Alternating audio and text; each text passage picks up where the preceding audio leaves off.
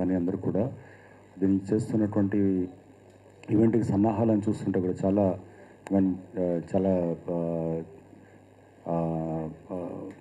చాలా అంటే ఎఫెక్టివ్గా అండ్ ఒక హిస్టారికల్ ఈవెంట్ లాగా కావాల్సినటువంటిదంతా కనపడుతుంది. అంటే ఈ ఈవెంట్ అనేది చరిత్రలో నిలిచిపోయే విధంగా ఉంటుందనే దాంతో ఎలాంటి సందేహం లేదు.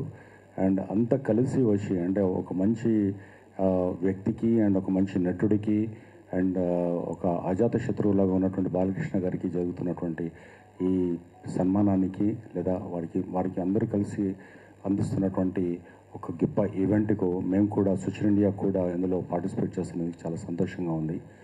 And definitely it is going to be an historical moment. Thank you.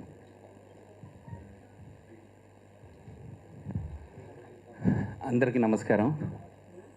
Balakrishna గారి గోల్డెన్ జూబిలీ ఇయర్